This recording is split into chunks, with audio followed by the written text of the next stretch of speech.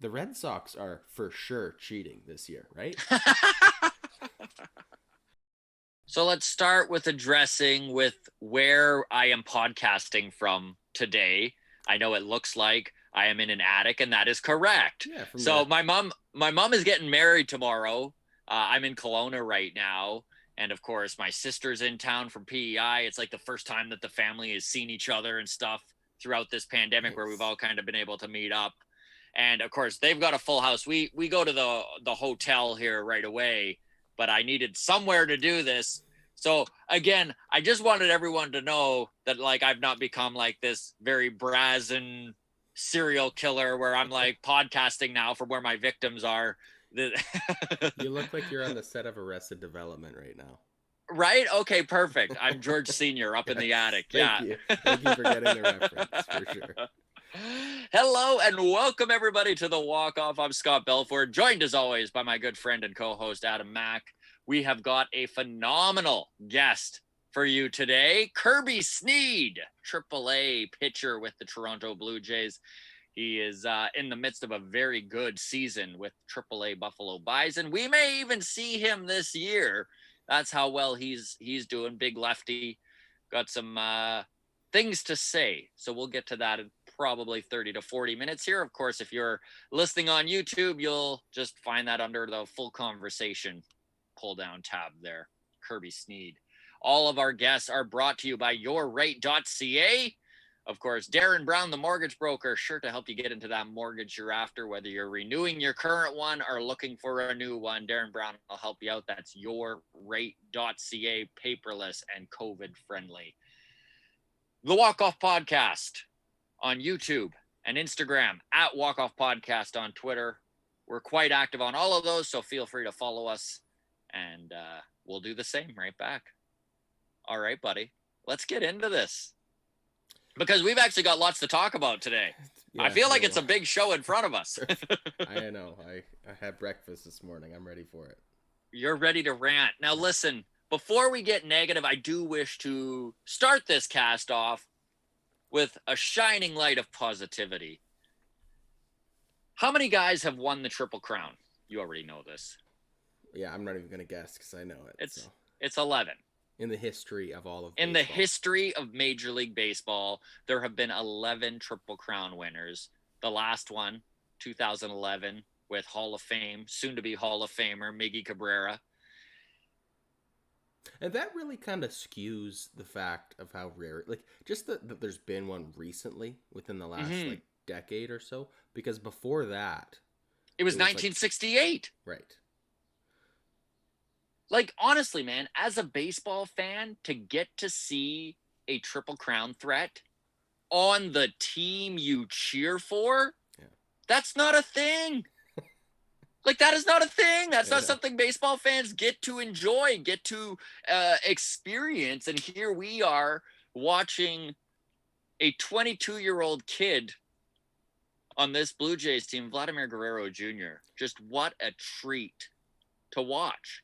And this is one thing I think that as a Blue Jays fan, we all need to kind of take a step back from this playoff race we're in and how you feel about what they're doing day to day, and just understand that we're watching something. Listen, Leafs fans get to watch more cups won than baseball fans get to watch guys chase the Triple Crown. Yeah. Like that should really put some perspective in it for you if you're a Leafs fan. Like, this is wild that what we're seeing.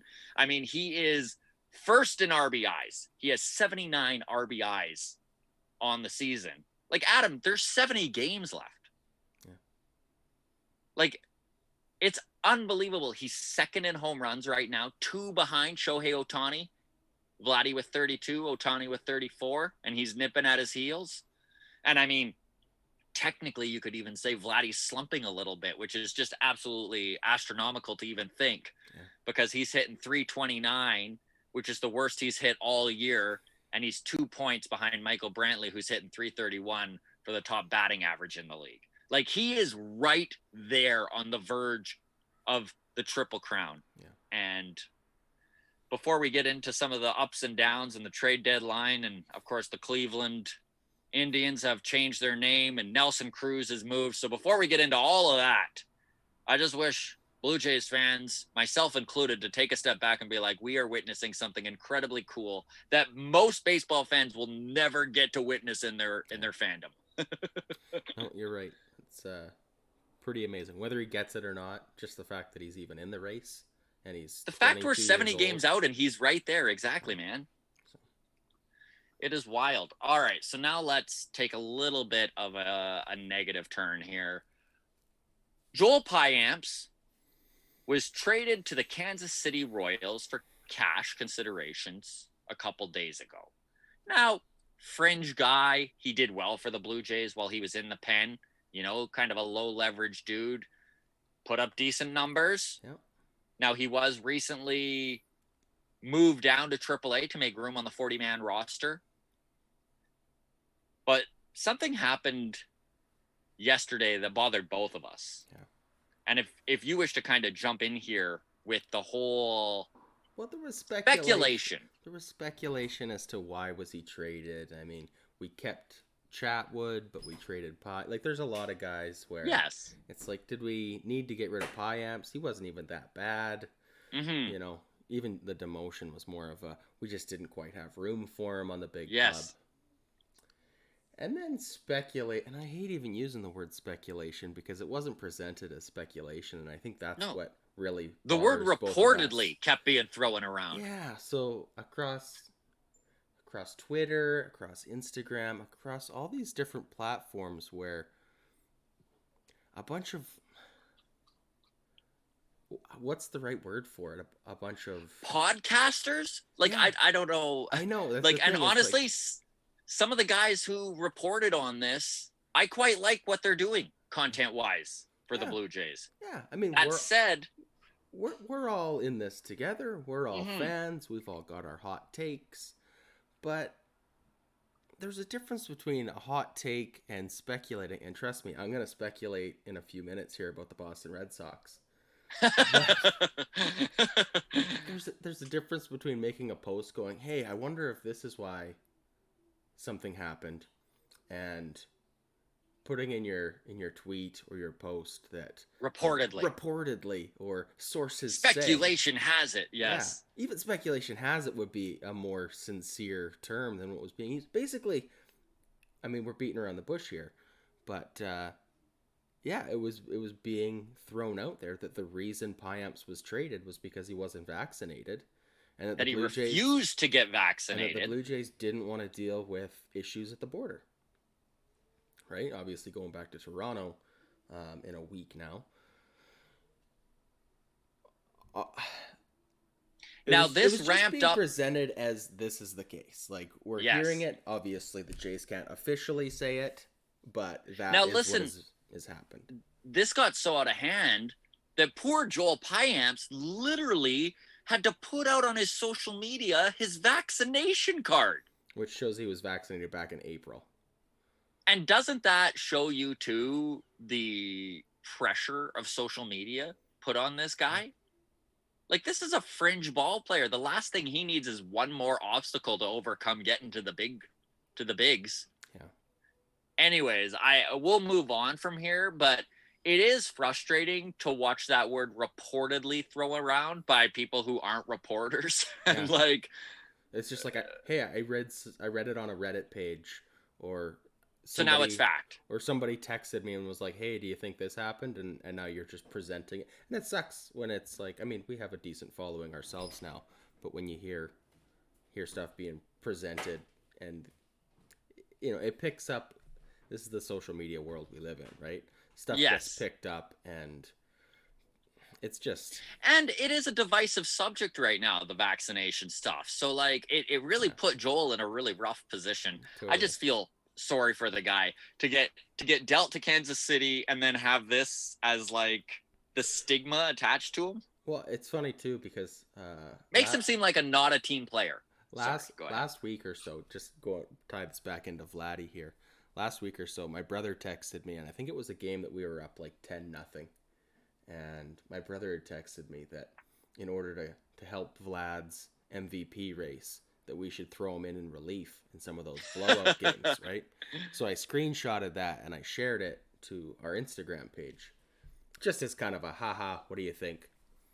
But let me tell you, in the last week, every single time the Jays are playing and it's out of reach, whether we're up 10 or we're down 10, I'm seeing every account under the sun making that same reference now. And it's like, Yeah. People just take it and run with it, eh? Exactly. Exactly. And then you don't even know where it came from. And next thing you know, it's a half truth. Exactly. Yeah, it is weird. It's like a self-verifying circle of bullshit. So I guess what we're saying is if you heard that Joel Payamps was traded because he did not get vaccinated and you have not seen any of the retractions or any of the other stuff going on, well, we're here to tell you Joel Payamps officially was vaccinated with the rest of the Toronto Blue Jays back in April. He is a team player. His being moved had nothing to do with that and everything to do with the Kansas City Royals needed an arm, and he did not have a spot on this Jays 40-man. Yeah. That being said, reports I'm hearing is Nelson Cruz. They're making room. Nelson Cruz was traded from the Twins because he refused to be vaccinated, and he said, I want to play in Florida where they're easier on the vaccines and the whole mask stuff. So take it for what it's worth, but that's what I'm hearing. Reportedly, right from here. Yeah. Speculation has it. So. All right, now we are going to get into actual Nelson Cruz stuff after we're done with all the Blue Jays talk. So let's move on to our next item here, which is Hyunjin Ryu, which everyone, like Ryu was struggling over the month of June. Yeah.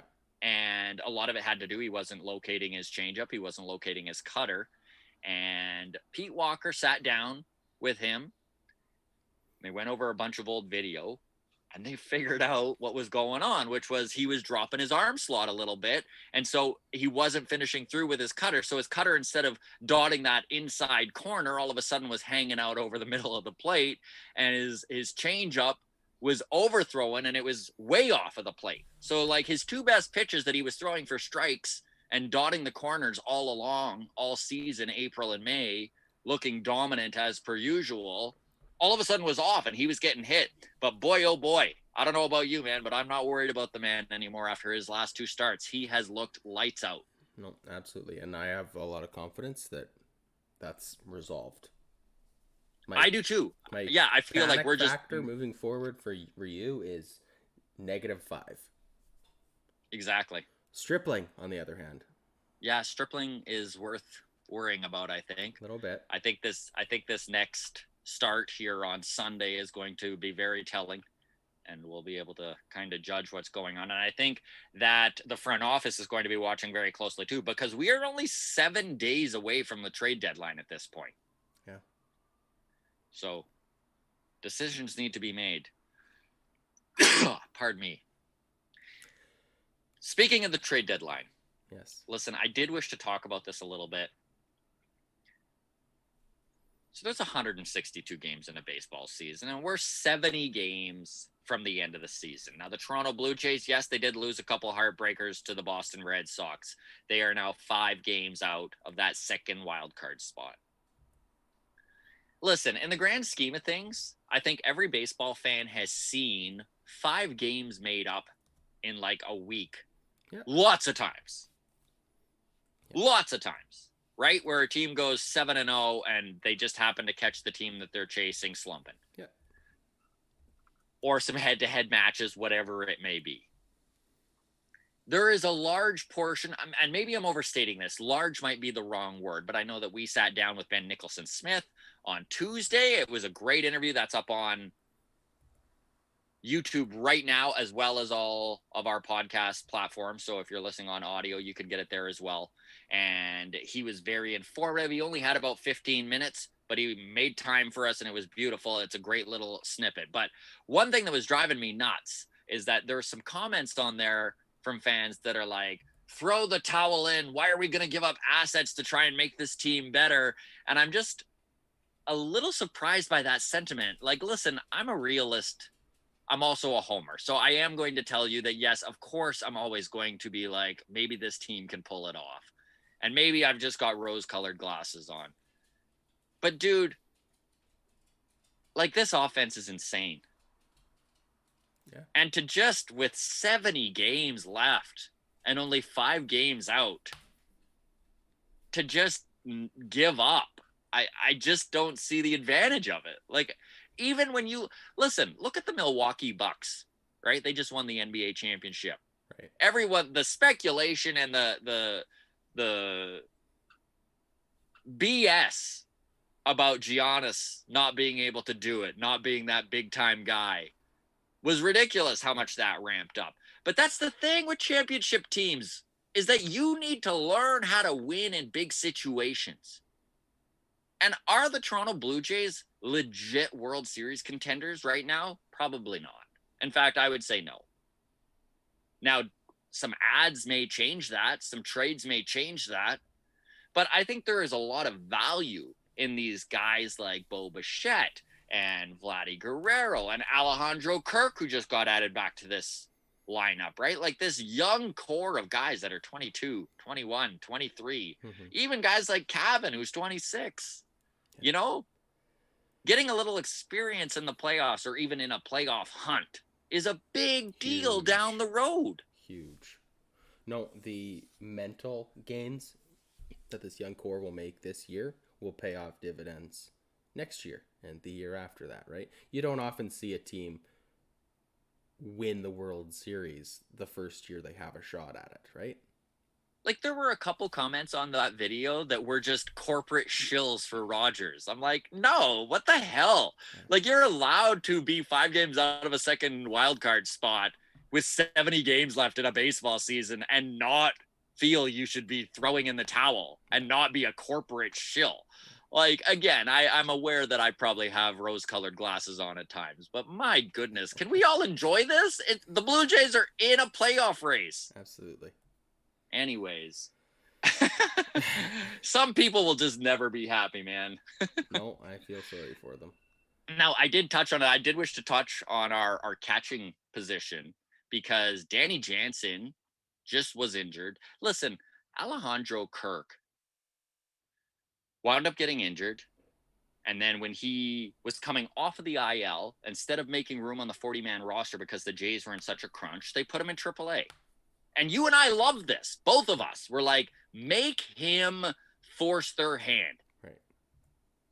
Kirk should be so hot at the plate that they have no choice. And I don't know if you've got the stats up now, but I'd love to hear what he's been doing since returning from the IL. I do. So in 14 games in AAA Buffalo this year, Kirk is hitting .347 with an OPS of .923. 350. Like his batting average is 350. Looks pretty the good last to me. game before they called him up, he went 4 for 5. Yeah. Like, talk about forcing their hand. Now, again, Danny Jansen, and I hope he's okay, and I hope he gets off of the IL quickly, and I hope that Alejandro Kirk puts up the kind of numbers that Danny Jansen needs to go down to AAA maybe and play his way back onto this team.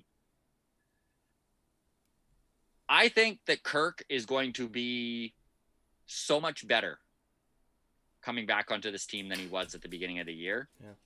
He's hot, man. He's confident. He's feeling good about how he's seeing the ball. He's going to come in and he's going to fit into that number 8 hole or that number 9 hole in the lineup, and he's going to mash.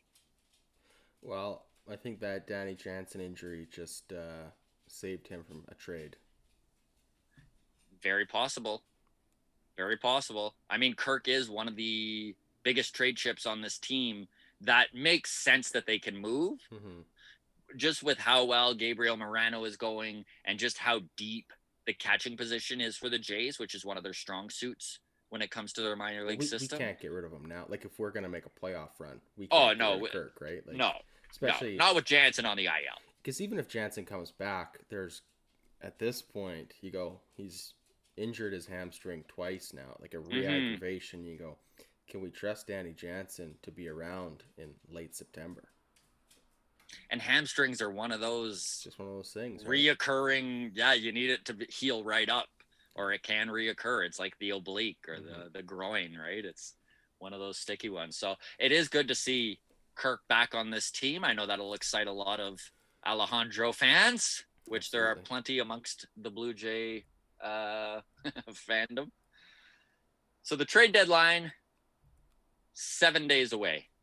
And of course, Quite a few I don't teams know if still in the thick of it. actually, let's talk that for a second. I always mention the glob, right?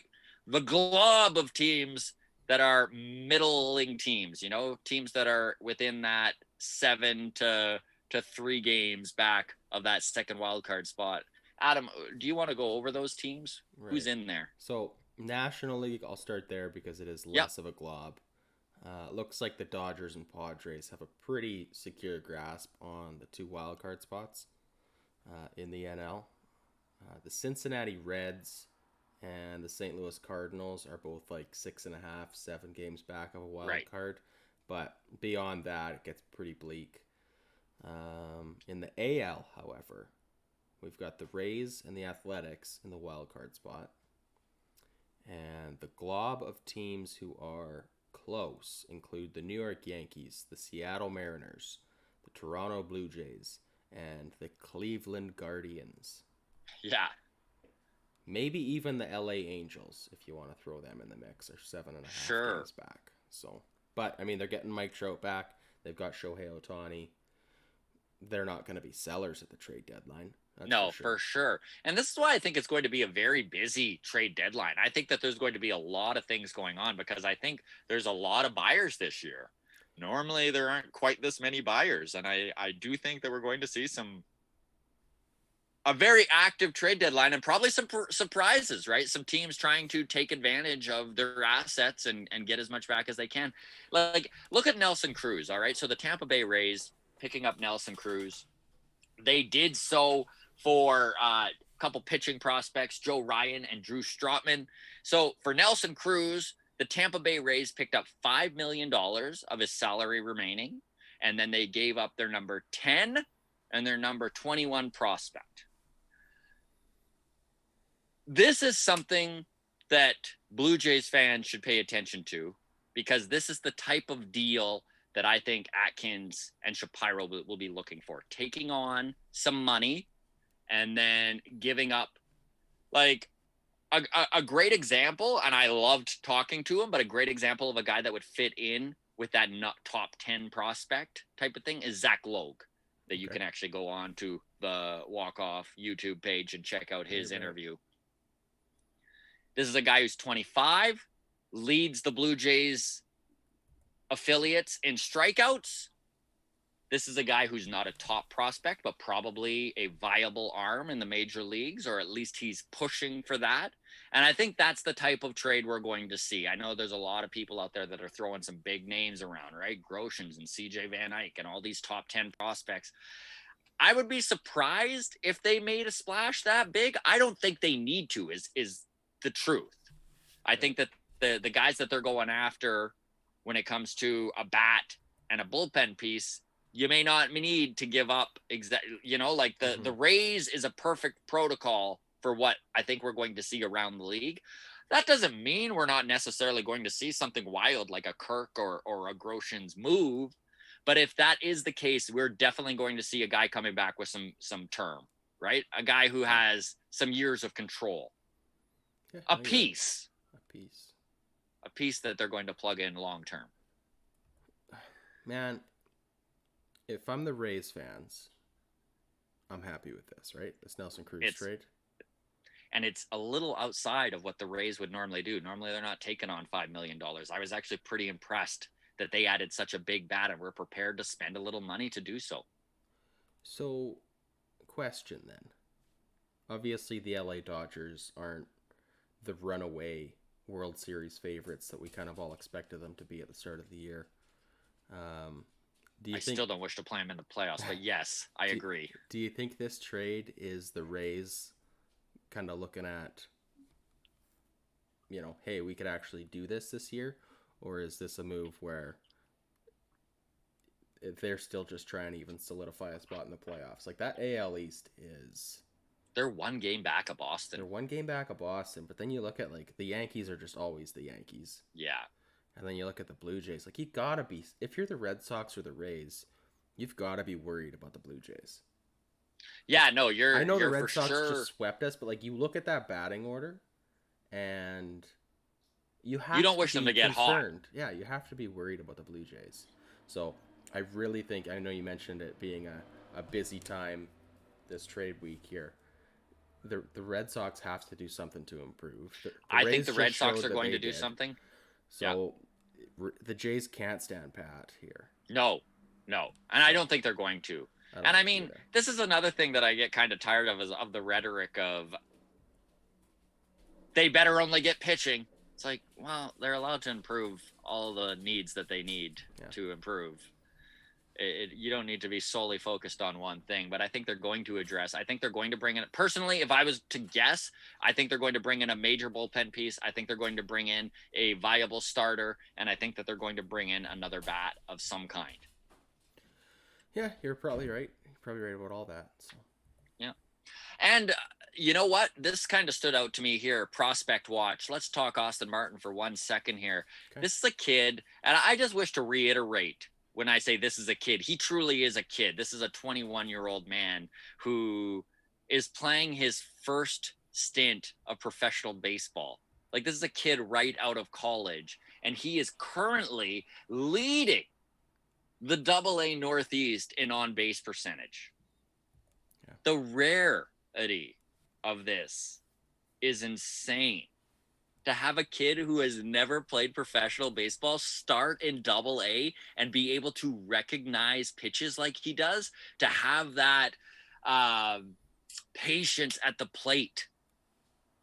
It's not a thing for a 21-year-old. No, I think. And he's leading AA. I don't think we're too far away from seeing him. Not this year. I don't think we're going to see him this year, but I truly think that he's going to make a push to start with this team on a spring training, even possibly. Really good. I mean, and we'll need to see what happens with the CBA. I mean, if service time manipulation is still a thing that's going to go forward in baseball, then I think the Jays would probably not start him straight out of spring training and make sure to get that extra year. But it's very likely that this CBA negotiation gets rid of it, because service time manipulation is one of the biggest thorns in the MLBPA's cross. So I think we're going to see that go to the wayside, which would mean there's no reason to hold guys back from coming up and getting their MLB debut.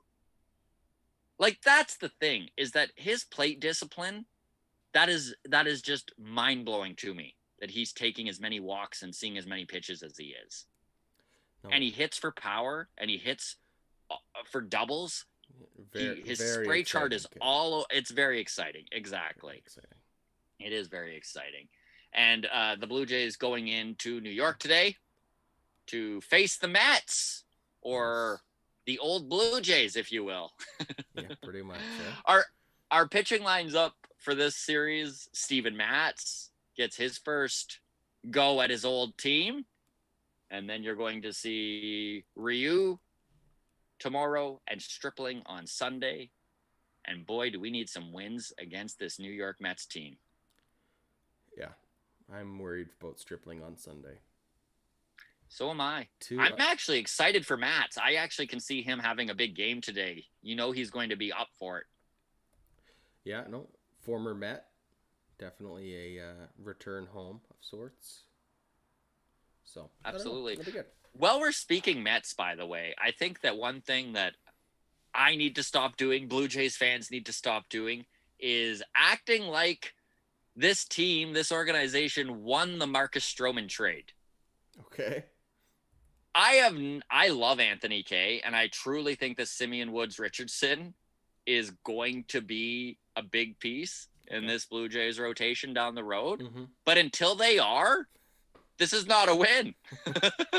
Like, Marcus Stroman is having an amazing season, and he is a dominant pitcher, whether you like his attitude or not, that has shown time and time again that he's a big game guy that is going to get it done when the chips are down. When the game is on the line, you would like Stroman in there. And until one of these K or Simeon Woods Richardson emerges,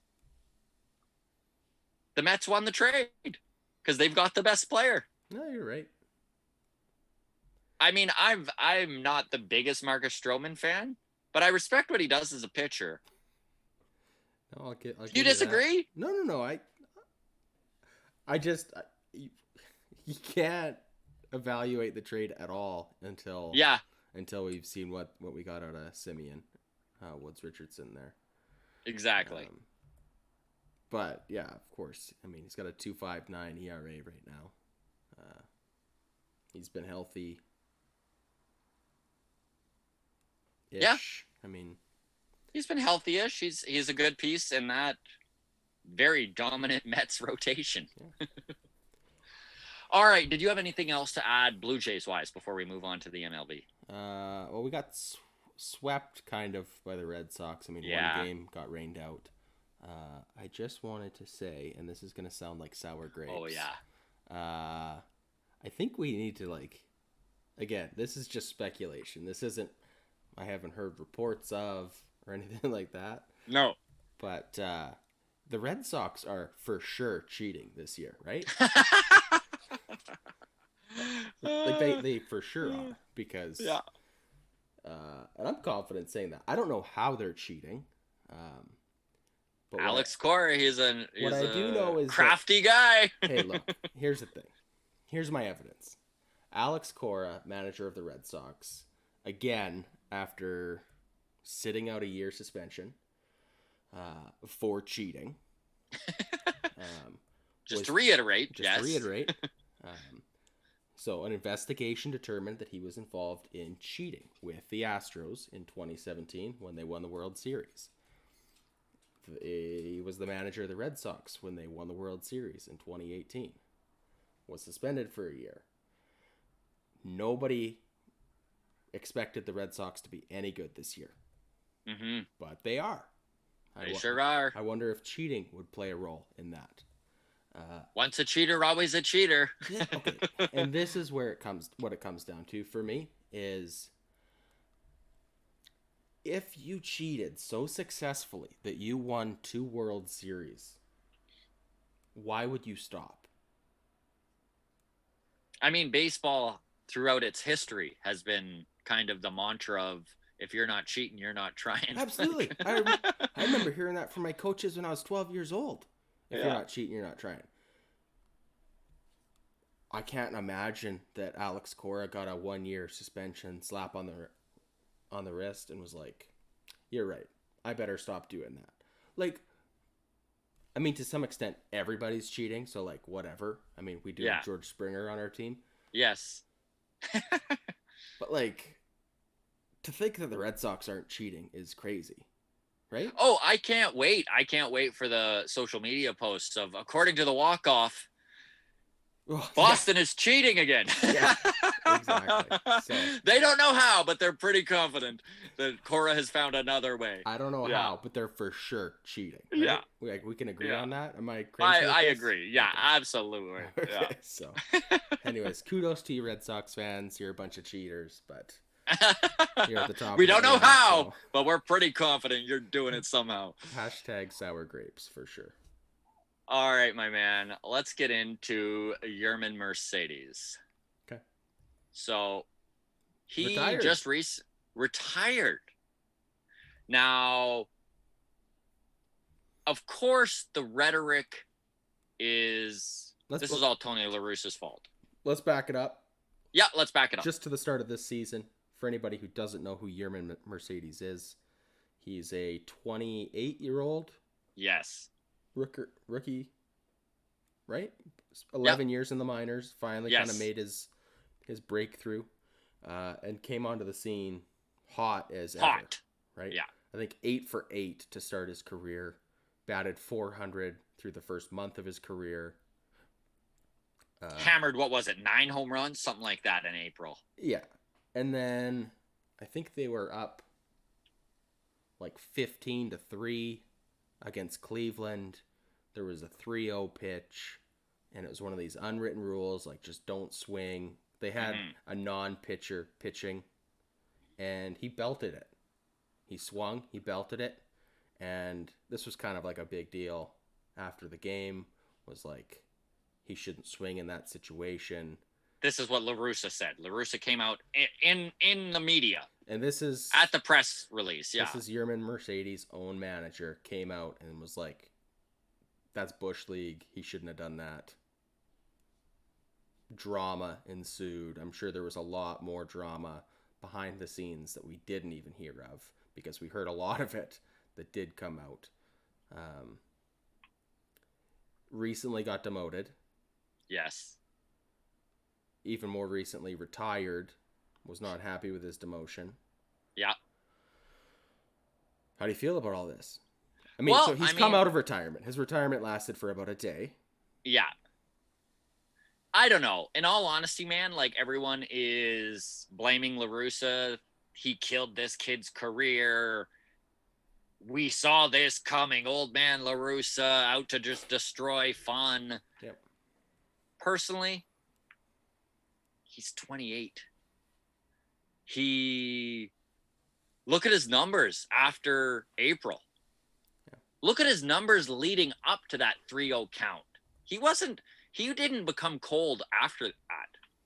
He had a rough week or two before he even hit that home run 3-0. No, you're right. Personally, I feel kind of like blaming La Russa is not showing the whole picture. I feel like chalking it up to Tony La Russa destroyed this kid's career is not looking at his 11 years in the minors leading up to this, is not looking at his age of him pushing 29, is not looking at the fact that he struggled so heavily before and after this. And I don't wish to be one of those suck it up type of guys here, but I mean, if we're going to talk shit about Blake Snell not being able to handle the bullpen coming up, I kind of feel the same way. Like, if Yerman can't handle a little pressure from his manager, maybe he never had it anyways. Is that too harsh? No, I was thinking the same thing, and the Snell is a great reference. And I was kind of... I don't think La Russa helped the kid's career. Like, generally, I just don't like... I don't like guys that aren't mentally tough. As pro athletes. I mean, I'm not the most mentally tough. That's for damn sure. But I'm also not. And it feels crappy to say that. You know, to be like. Yeah, like. But that is how I feel, though. I'm like, like. Yeah, I mean, I don't know. We saw it with Ross Stripling last week, where again, like, he kind of just was like, well, moving to Canada, I'm not going to see my wife and kids for 3 months. It was really hard, so that's why I went 1/3 of an inning and gave up 6 runs. Like, okay, man, but you got to be a little bit tougher than that. Like, yeah. And again, like, I do wish to reiterate, these guys are humans, and I'm not expecting them to be emotionless robots. But, right but also, you should be a little bit of an emotionless robot. I wouldn't want anything to do with Yerman Mercedes if I'm the White Sox. Like, I would trade him. No, me neither. I would be like, man, if you're going to just pick up your ball and go home, then, like, good riddance. Like, now, that said, maybe if I'm, let's say, what would be a good example here? A bottom-feeding team. You know, maybe you're... I don't know. Maybe I don't know you're where a you're team going with this, so I can't help you with an example. Maybe you're a team that has a spot for him, and you're looking at him and you're like, maybe we can turn this into a motivational tool. Maybe we can, refine the skills of this kid and make the White Sox pay for it, because he will be motivated to stick it up their butt type of thing. Maybe the Cubs. Right? Right across town. Like, legit. Yeah. That's not even a bad example. Maybe the Cubs. Like, they're in rebuild, restart mode, retool, however they're framing this rebuild. Yeah. Yeah, I don't know, man. I don't like anything about it. It is kind of just lame of all around. Of Yerman. It's just it's lame. I mean, and I do wish to reiterate, Tony La Russa did hurt the kid. Like, yeah, he did hurt his chances. He presented an obstacle to an already career full of obstacles, right? Yes. But also, I mean, if you can't just look at Tony La Russa and be like, oh, this old man can shut up, especially considering his whole team had his back. Yeah. His whole team came out and spoke out and was like, no, I think he should have been able to swing 3-0. It's not a big deal. Yeah. I mean, they said it with a little more enthusiasm than that. Yes. But yes. I don't know. I think we spent enough time on Yerman Mercedes for one day. Agreed. But... We'll probably, no one will talk about him again. He might never get another big league at bat. But, all right, everybody. I think, unless you've got anything to add here MLB-wise, Adam? No, that's pretty well it for me, so. Okay, well, thank you so much, everyone in the walk-off community. We really appreciate your support and your constant listenership and how active you are in the comments and the fact you join us for the live streams and follow along and ball bust. And I don't know. I'm always so pleased with everyone who's in the Discord and following along and all the views we get. It's always appreciated. Absolutely. You can follow us on Twitter at Walk-Off Podcast, on Instagram, the Walk-Off Podcast, and of course on YouTube. Cheers, everybody. We'll see you next Friday.